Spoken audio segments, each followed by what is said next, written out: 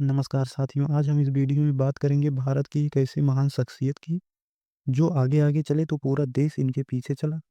जिन्होंने अपने कार्यों से न केवल भारत के लोगों का, बल्कि विदेशों में भी लोगों का दिल जीता। जिन्हें विंस्टन चर्चिल द्वारा अर्धनग्न फकीर कहकर चिढ़ाया गया, जिनका आधे शरीर पर पहना गया वस्त्र सबसे बड़ा हथियार बना। साथियों, कैसे लंदन में पढ़ा लिखा एक वकील, जो कभी महंगे कपड़ों सूट बूट में रहा करता था, एक गरीब किसान के कपड़ों को पहनने लगा। जिन्होंने इंग्लैंड के राजा के सामने भी गरीबों के कपड़ों में जाना स्वीकार किया।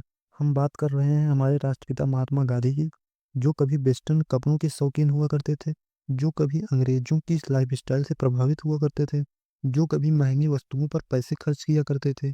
तो ऐसा क्या हुआ कि उनके विचारों और पहनावे में बदलाव आने लगा। साथियों, दरअसल जब महात्मा गांधी अफ्रीका गए, तब वे एक वकील थे और तब वो सूट पैंट पहनना पसंद करते थे।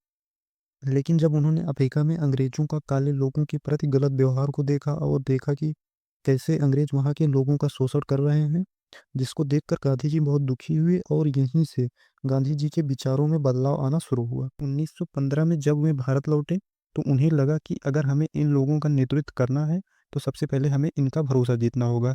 जिसके लिए उन्होंने सबसे पहले उन लोगों के जैसे वस्त्र पहनने शुरू करे, और तब उन्होंने विदेशी कपड़ों को छोड़कर गुजरात में पहने जाने वाले काठियावाड़ी वस्त्र, पगड़ी, धोती, कुर्ता पहनना शुरू कर दिया। लेकिन अभी भी पूरा बदलाव नहीं हुआ था।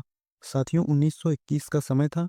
असहयोग आंदोलन चल रहा था। असहयोग आंदोलन के माध्यम से उन्होंने स्वदेशी अपनाने तथा विदेशी कपड़ों के बहिष्कार करने का निर्णय लिया। असहयोग आंदोलन में बच्चों ने स्कूल जाना छोड़ दिया, वकीलों ने अदालतें छोड़ दी, लोगों ने ऑफिस जाना बंद कर दिया और विदेशी कपड़ों की होली जलाई गई। असहयोग आंदोलन के माध्यम से गांधी जी अंग्रेजों की अर्थव्यवस्था को चोट पहुंचाना चाहते थे। गांधी जी ने लोगों से कहा कि विदेशी वस्तुओं को छोड़कर अपने देश में निर्मित खादी वस्तुओं को अपनाएं। लेकिन इंग्लैंड में हुई औद्योगिक क्रांति से वहां पर वस्तुएं मशीनों से तैयार की जाती थी, और ये मशीनों से तैयार हुई वस्तुएं भारत में हाथों से बनाई गई वस्तुएं से अधिक किफ़ायती और सस्ते दामों पर उपलब्ध थी, जबकि खादी अधिक महंगी हुआ करती थी। इसी बीच 22 सितंबर 1921 को जब असहयोग आंदोलन चल रहा था और महात्मा गांधी मदुरई की यात्रा पर गए हुए थे और लोगों से खादी अपनाने को कहा, तो कुछ लोगों ने गांधी जी से कहा कि खादी बहुत महंगी है और खादी को हम शरीर ढकने जितना भी नहीं खरीद सकते। इसी बात ने गांधी जी को झकझोर कर रख दिया और उन्होंने सारे कपड़े त्याग कर एक छोटी धोती अपनाने का फैसला लिया। साथियों, महात्मा गांधी द्वारा अपनाया गया आधा शरीर ढकने वाला यह छोटा कपड़ा कोई फैशन नहीं था। यह एक आर्थिक युद्ध था, जिसके माध्यम से गांधी जी लोगों को संदेश दिए कि वे अपनी जरूरतों को कम करें। यह महात्मा गांधी की एक बड़ी ताकत बनी, और गांधी जी ने चरखा चलाकर अंग्रेजों के कपड़ा उद्योग को चुनौती दे रहे थे। इतना ही नहीं साथियों, 1931 में जब गांधी जी राजा जॉर्ज पंचम से मिलने गए, तो परंपरा तो यह थी कि राजा से मिलने के लिए सूट पहनना पड़ता है।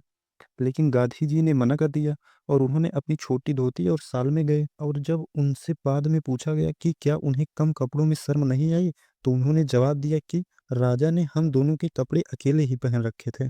तो साथियों, गांधी जी की लंगोटी कोई दिखावा नहीं था। गांधी जी हमेशा देश और गरीब के लिए लड़ते रहे। साथियों, आशा करते हैं कि यह जानकारी आप लोगों को अच्छी लगी। आज के लिए बस इतना ही। मिलते हैं नेक्स्ट वीडियो में।